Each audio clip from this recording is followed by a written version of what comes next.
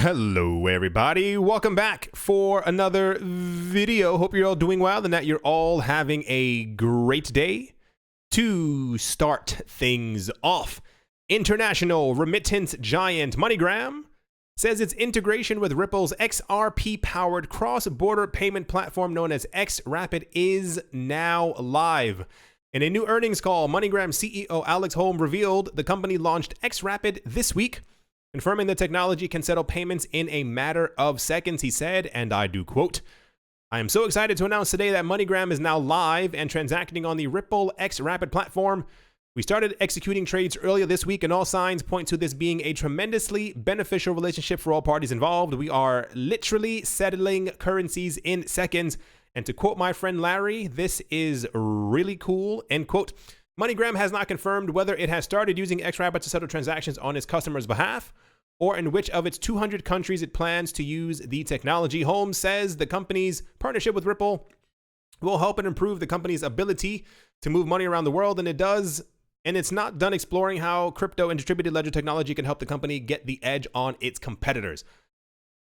Incredibly cool.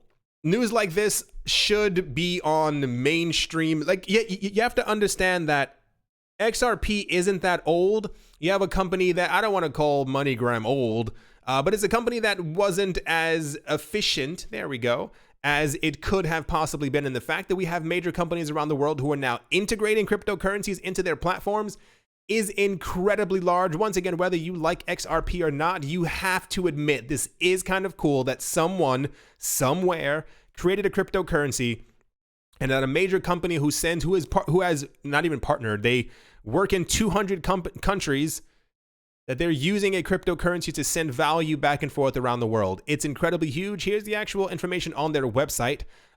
It says Q2 2019 MoneyGram International Earnings. You have to click this little button right here. It says listen to webcast, but when you click on it, it sends you here and they ask you to sign in.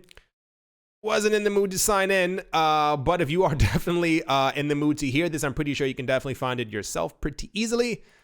Anyway, that's incredibly massive. We had information before that MoneyGram and Western Union were testing XRP. Now we had confirmation that MoneyGram was going to be working with Ripple, and now we have confirmation that MoneyGram has officially launched XRapid and is using XRP to send money around the world. Still no information on Western Union. But Western Union also lied. This happened sometime last year. Western Union said that they found that there wasn't any there were no monetary savings for them or their customers when using XRP, which was a lie because that same exact day I found on their website that it cost like, what was it, $15 or something like that to send money around the world, when with XRP, I think it's a 1/10 of 1 cent. So they were definitely lying, but not everyone, like I always say, is going to win the race. Anyway, let's move on. Next up, this one has a lot of people very excited. I like a lot of people are really losing their minds over this. Grayscale Investments, the largest digital currency asset manager, announced that Coinbase will serve as the company's custodian for its single asset investment products and its diversified digital large cap fund. The agreement will trigger massive transfers of Bitcoin, Bcash, Ether, Ethereum Classic, Litecoin, Stellar Lumens, XRP, and Zcash to Coinbase's custody. To give a little bit of a backdrop, there's a huge thing happening within the United States right now, and I assume maybe other countries, but typically we are only getting news about what's happening within the United States. And what's happening is that in order for United States regulators to feel comfortable with a company holding large amounts of cryptocurrency, or just dealing in cryptocurrency as in any type of way, especially if they're holding it or custodying it, holding it for other people who have given them their money, that there needs to be a fortress style type of custodianship, i.e. that the money won't get lost, it won't get stolen, there's no type of risk associated with it. And as Coinbase has been at the forefront of regulation within the United States and even more so within New York State especially, they have made sure that, as far as we know, I forgot the exact number. I think it's like 95 or 96% of all the money that Coinbase holds is actually not even held on computers anymore. It's completely offline, making it a lot safer than situations like Mt. Gox, et cetera, et cetera. So now it appears that because of this trust and how robust and strong and great and cold and all this other stuff that Coinbase actually is when it comes to holding funds, Grayscale is going to be using them as well. This was said by Sam McInvale, Coinbase Chief Custody Executive Officer. He said, Grayscale and Coinbase have led the way in providing safe, secure, trustworthy, and regulated access to digital assets. Grayscale is an established, trusted, and valuable partner to its clients, and its services providers should be the same. As a New York State chartered trust company, Coinbase Custody is held to the same fiduciary standards as national banks.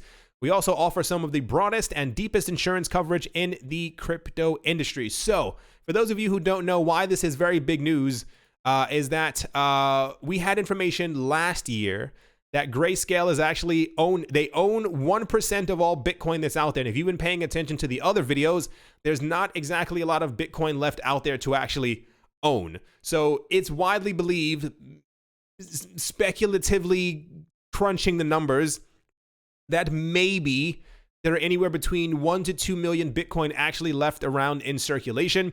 What's interesting there is that Grayscale announced this last year, and since then their fund has also announced that they've been accumulating even more Bitcoin.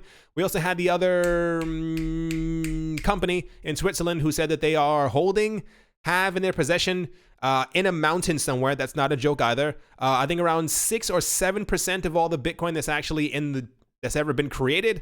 So the fact that 1% of all Bitcoin is actually going to be transferred in a massive transaction to Coinbase, along with huge amounts of Bcash, Ether Classic, Litecoin, Stellar, XRP, and Zcash, all to Coinbase, is pretty much establishing Coinbase is probably going to be one of the largest asset management, cryptocurrency, banking, institutional systems, corporations on this planet for a very long time. Here's an actual list of the actual Grayscale holdings per share.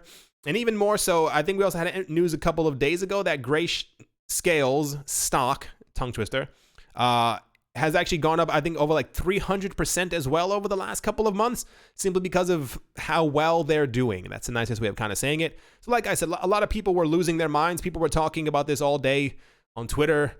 What's the other one? I almost said Twitch. Definitely not Twitch. Anyway, people are talking about this on the internet. It's very big news. A lot of people around the world that Coinbase is going to be holding.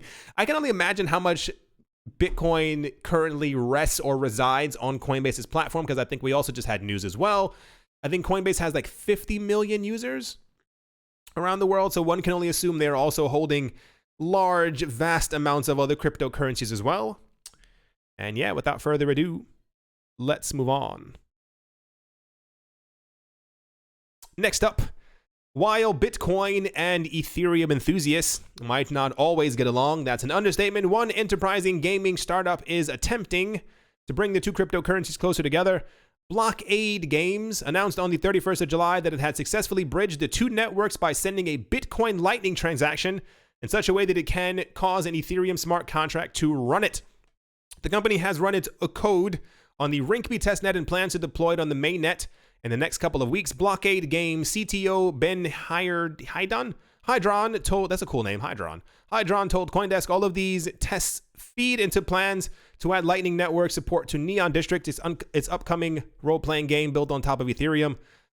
Without reading any further, what's happening now, and I think is very fascinating as well, is that a lot of companies, even standalone ones, it used to be just kind of the Ether team, or it was Blockstream, or there was another third one that was usually in the news, but we don't hear about them as much anymore. A lot of independent companies are trying to connect all of these cryptocurrency blockchains together. And I think it's quite fascinating because it kind of also feeds into the idea of, in the future, it is widely believed that we are going to have completely automatically, instantaneously interoperable blockchains, meaning, especially with atomic swaps, that if you need to do this, if you need to do that, if you go somewhere and they only accept Bitcoin and you're only holding onto Litecoin, you'll be able to swap into Litecoin immediately. And we're also seeing this really weird, I think, beginning of a symbiotic relationship between Bitcoin and other blockchains, or rather, how do I put this into words?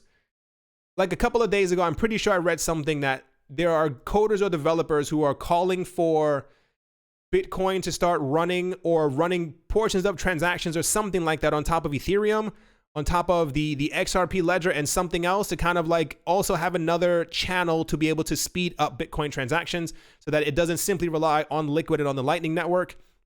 And now we're also seeing the interconnectivity between Bitcoin's Lightning Network into Ethereum.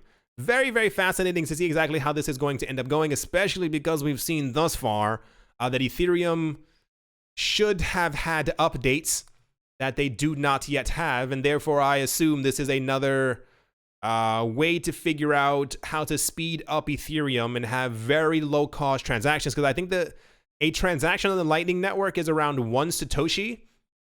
That's like, oh gosh, what numbers? It's like 1/10,000th of a penny. Like, it's nothing. It's completely, absolutely nothing. So bringing that over to Ethereum is also very beneficial. Here's the actual website for Blockade Games. This is not paid advertising, by the way. I do not do it on this channel. I like that there are so many, first of all, I like playing video games, and I like that there are so many platforms who are trying to create cryptocurrency, blockchain-based video games. They're not as far along as I would like them to be. I'm also very impatient, but here's their website. I think they have a couple of games that are also out right now. Kind of cool. I don't know, like I said, I'm impatient. I'm waiting for really cool, mega awesome games to kind of be released, because I think I'd like to start doing like a blockchain video game type thing. Anyway, so that's apparently what they're doing. Kind of cool. I like the interoperability and the connecting of two relatively different networks. But yeah, let's move on. To kind of finish things off, for those of you for those of you who are not paying attention, Bitcoin's dominance continues to rise almost on a daily basis. It appears that Bitcoin could potentially be showing signs of it trying to push back up to its former highs a couple of weeks ago of around 12, 13, 14,000 US dollars. And this is very interesting because as this is happening, the other altcoins are still not going through their alt season, as it were. And Bitcoin continues to go higher as altcoins are being sold off. Depends on how you want to look at it. We have two sides. People think that altcoins are dead or dying, and that the market is simply noticing that Bitcoin is the only coin they should hold. Kind of not likely. The other side of it is that it appears that in anticipation for a higher Bitcoin price, people could be selling off their altcoins to make gains with Bitcoin, and as they see that altcoins are then rising, start selling off their Bitcoin and pushing them directly into altcoins. We saw this once before. It has happened at least twice that I can remember off the top of my head. We have had situations before where Bitcoin was performing extremely well, and at some point, some of the altcoins started completely losing their minds, and they were going up to brand new heights, and they were going up like 10,000% over the course of like a 3-month period, and then Bitcoin's dominance fell down to, I think it was around 49% of the market after having, I think it reached over around 70%. So no one knows exactly what's going to happen, obviously, but it's always fun.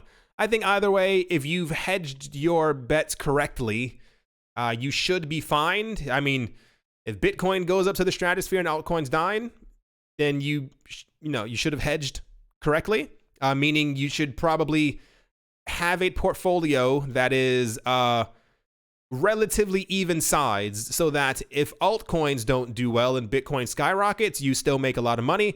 If Bitcoin's dominance go down and Bitcoin's price doesn't hit $395 million in the next couple of weeks and altcoins start shooting up, then you are still also fine because your altcoins are still doing extremely well. No one knows, but it looks like we are gearing up for something, because a lot of people think that August could potentially be a good month for cryptocurrency prices. And also, as we get closer to backed, eventually, finally, maybe one day soon, next couple of weeks, very, very soon, future launching, that could also have a positive effect on the Bitcoin price and also the wider cryptocurrency space. As always, a very special thank you to my Patreon supporters: Mechanic, Anthony Charles, Nick Mangialavori, Arthur Yaku, Minting Coins, Jim Gardner, Jeremy the Photographer, Tom Sucks at Basketball, and Sam Skips Leg Day Paxis. Vlad the Impaler, R.F. Dusty, Richie Rich III, Nick Kanaya, Setsuna, Nicholas, One Earth, One Piece, One Love, Crypto Artist, Coldy 3D, Clara T. Snowden, Jeffrey Ramsey, Amy Starsheen, Yasha Harari, Rai Rai, singer-songwriter Mike Savitz, Carl Birchenoff, Mohan Maroney, Crypto Joe, Wise Night Owl, Jared Schneider, L. Doug, Brady Niels, Crypto Beer Shipmate, Adobo, Azam M. Elizofri, Maikito Kitchen, Triple M and J, 242 to the World, Cryptopolis, Master Ventures in Thailand, Bankroll Network, Damien, Mill Wheezy, Strange Radio Central, and Professor Wally from Gunbot University. Thank you all very much for your support. Hope you all enjoyed. Hope you all are having a great day, a great morning, a great afternoon, a great evening, wherever you are, wherever you might be. I do hope it's absolutely fantastic. Thank you all once again for watching and or listening every single day in the cryptocurrency space. I'm not trying to jinx it, but every day thus far has been very, very good to us. Even the negative news is very good for the cryptocurrency prices. We may have whales trying to push the prices down, but they usually end up going back up, especially Bitcoin's price. And MoneyGram is using XRP. Billions of dollars flying around the world in cryptocurrencies. Last year, we had a news article that I think it was over $1 trillion was transacted alone, or value of $1 trillion worth of value was sent just on Bitcoin's blockchain. The future is incredibly bright for everyone out there holding cryptocurrencies, and I will most certainly be talking to you all soon. See you.